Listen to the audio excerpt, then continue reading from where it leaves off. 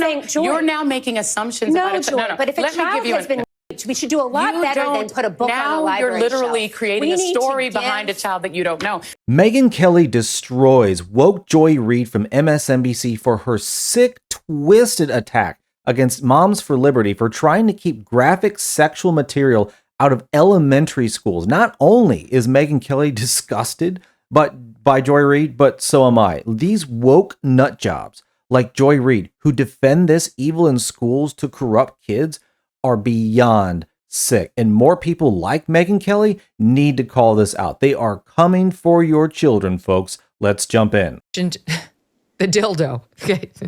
There's a reason we mentioned the D word, and that is it came up on Joy Reid's show when Moms for Liberty's Tiffany Justice, to her credit, went on with Joy Reid.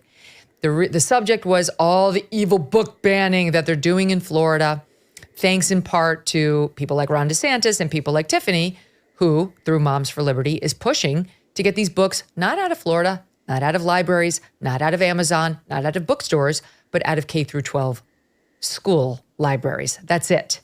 And it led to, in part, the following exchange. Listen to this. What is the expertise that you have and other Moms for Liberty advocates have to decide that a book, an award-winning book like All Boys Aren't Blue, isn't appropriate for students to read? What is your expertise? What a tragic story of a young man who's anally raped by his adult family member. So you have incest, rape, pedophilia. In what context is a strap-on dildo acceptable for public school? That's my question to you. As you are not an expert, in this book, I don't have to be an expert to know that dildos aren't appropriate for public school. I mean, come on, let's get real. This book is a full context story, as you said, of the author's experience. Right. What is your right to tell a parent who wants their child, who might feel seen by this story, why don't they have the right? Why don't they have the right as a parent to say, my child can have access to this book? If a child feels seen by this story, that means that they have been the victim of a predator. That means that they have either been raped by a family member, What's the child feels seen by this story. What I'm saying, Joy, you're now making assumptions about it. Joy, but if a child has been raped, we should do a lot better than put a book on a library shelf. You're literally shelf. creating a story behind a child that you don't know. The whole thing is so frustrating. Joy Reid, whenever Tiffany scores a point, Joy Reid tries to interrupt her and shut her down. That's her method of arguing. But Tiffany was Eliana, seriously, what's your expertise to make the point that a book about strap-on dildos or pedophilia or anal rape by a family member doesn't belong in K through 12 libraries and schools? Right. And you don't need expertise to know what's appropriate or not appropriate content for your children to have the stamp of approval of their schools by being in the school library. And the argument about banning books is such a red herring in that if parents proactively want their children exposed to these things, they're within their rights to purchase these books for their kids or to go get them from the public libraries. And to talk with their children about these things and to expose their children to these books. But to have them in the school library for perusal of children without the consent of their parents is not okay. And that is what the objection is to by many, many parents. There are tons of academic expert articles and books, Emily, about the damage done to children in being exposed to content like that too soon. And most of us are pretty vigilant, most good parents, pretty vigilant about making sure our children don't have access to that kind of thing. We put blocks on their phones if they have phones. We don't, whatever. You're making sure the family computer is in a room where the children, you can see the child, right?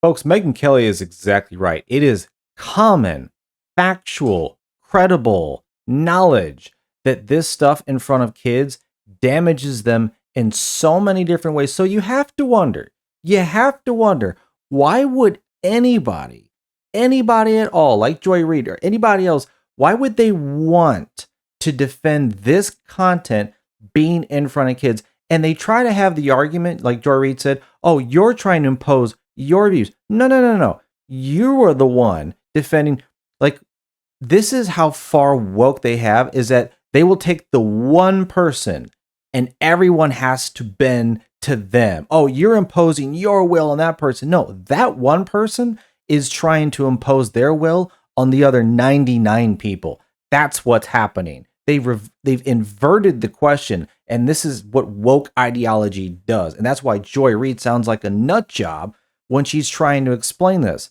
No parent wants this in schools. No parent wants, anyone else messing with their kids. Leave that to the parents. And Joy Reid has no place to tell anybody about that. Leave in the comments what you think, and let's keep on watching. All the things. And the last thing you want to think is when you send them to school, that's when they're most dangerous. That's when they're most exposed to stories about anal rape and strap-on dildos. And that's another book. Like, what? I don't know what Joy Reid is thinking. I don't want to know about Joy Reid's weird sexual predilections or what she thinks is okay content for minors. But it's not the same as what I think. And if she wants to expose her kid to that stuff, she can go right ahead and do it on her own time and her own dime, not on my taxpayer money, when my kid might be sitting right next to her kid reading a nice book about love, about bullies, about history, right? It's absurd to pretend it's a ban because you can't get it in your school library. But of course, Megyn, you're not an expert.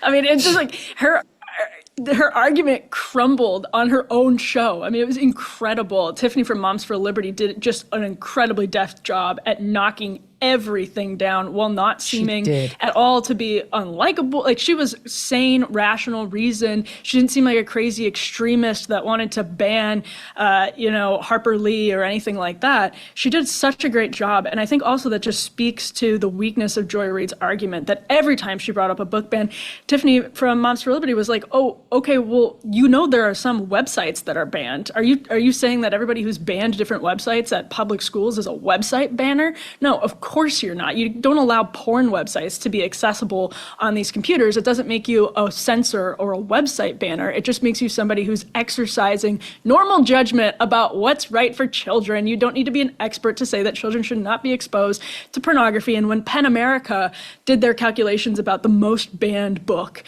in America, it's actually so funny that they proudly boasted it was genderqueer. And it's like, you just made the argument for your opponent perfectly. Most of these bans have been most of these bans have been targeting books. The illustrations in that book, I think a lot of parents have seen them by now because it has been a huge topic of conversation. They're outrageous. They're insane. There's no way the vast majority of parents want their kids to have access to that. And so PEN America, by acting like these books are such victims of censorship, just does the argument for everybody. The vast majority of these bans are targeting obviously inappropriate books that you don't have to have any sort of political allegiance to one side or the other to look at that and say, okay, well, if that's a ban, then us not keeping Hustler in the school library is a ban too. I thought that was an excellent point by Megyn Kelly and this other woman in the middle of the screen. I can't remember her name right now.